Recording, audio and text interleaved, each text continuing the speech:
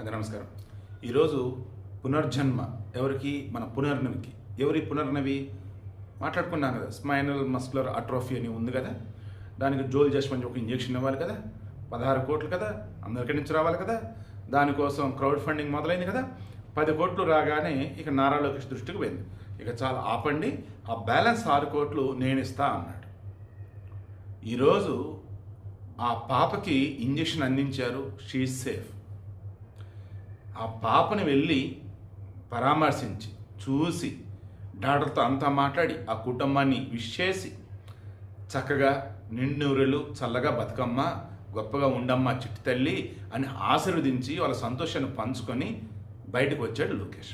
ఈ న్యూస్ బయటికి రాగానే వైసీపీలో ఎవరు ప్రచారం చేస్తే తెలుసా? ఆ డబ్బులు సీఎం రిలీఫ్ ఫండ్, ఆ డబ్బులు ప్రభుత్వానివి, లోకేష్వి కాదు, ఇలా మొదలెట్టారండి.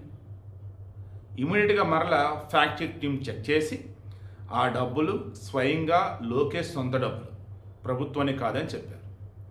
ఇప్పుడు నేను చెప్పాను, మాట ఇవ్వటం అంటే ఇది, మాట నిలుపుకోవటం అంటే ఇది. ఇలా గతంలో ఓ ముఖ్యమంత్రి ఉండేవాడు. అతను పదవి కాలం పదవి అయిపోయింది.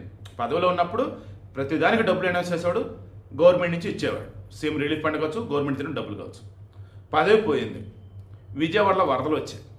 ఆ విజయవాడలో వరదలు వచ్చినప్పుడు వెళ్ళాడు, తిరిగాడు, ₹1 నా సైడ్ నుంచి విరాళమన్నాడు. ఇచ్చాడని చూస్తే ఇవ్వాల. ఆ పులిహార ప్యాకెట్లు, వాటర్ ప్యాకెట్లు, మజ్జిగ ప్యాకెట్లు పంచి ₹1 అవి పనిచేసాం, అయిపోయింది అన్నాడు.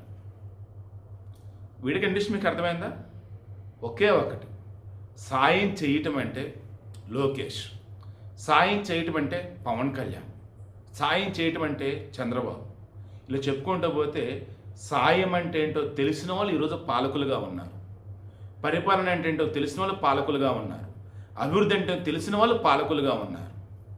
ఇంకా ఇప్పుడు కూడా ఆ పాత పార్టీ ఏదైతే ఉందో, గతంలో అధికారంలో పార్టీ ఏదైతే ఉందో, ఆ పార్టీకి జిందాబాదులు కొట్టేవాళ్ళు, ఆ జెండాలు మోసేవాళ్ళు, జరిగిన మంచిని కూడా చూడకుండా ఇంకా దీని గురించి నెగిటివ్గా మాట్లాడే కనుక ఉంటే మారండి. ఇకనైనా పునర్జన్మ ఎవరు? పునర్నవికి చిట్టి తల్లి సంతోషం, గొప్పగా బ్రతుకమ్మ. రీసెంట్ టైమ్స్ చూస్తున్నాను, ఈ స్పైనల్ మస్కులర్ అట్రోఫీ కేసులు 2-3 చూశాను. వాటికి కూడా క్రౌడ్ ఫండింగ్ అంటే ప్రభుత్వం సాయం కనుక అందితే ఆ పిల్లలు కూడా క్షేమంగా ఉంటారు. బట్ సైంటిస్టులను రిక్వెస్ట్ చేస్తున్నా, డాక్టర్ని రిక్వెస్ట్ చేస్తున్నా, బిడ్డ కడుపులో ఉండగానే ఈ ప్రాబ్లం కనుక ఉంటే దాన్ని ఐడెంటిఫై చేసి ట్రీట్మెంట్ ఇచ్చే విధంగా ఏదైనా అవకాశం ఉంటే చూడండి.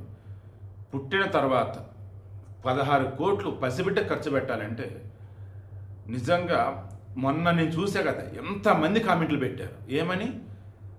ఇక పాపకి ఇంతే దేవుడిచ్చాడు ఆయుష్ అని అనుకొని ఆ డబ్బులతో ఏదైనా మంచి పనులు చేస్తే బాగుంటుంది అన్న వాళ్ళు కూడా ఉన్నారు. బట్ వాళ్ళకి తెలియట్లా ప్రాణం విలువ.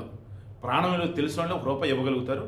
ఆ ప్రాణం విలువ తెలుసు కాబట్టి లోకేష్ వచ్చేసి 6 కోట్లు తన జేబులో డబ్బులు ఇచ్చి ఆ పాపకి ఇంజక్షన్ ఇవ్వగానే వెళ్ళి కుటుంబాన్ని పరామర్శించి ఆ పాపను చూసి ఆశీర్వదించి వచ్చాడు.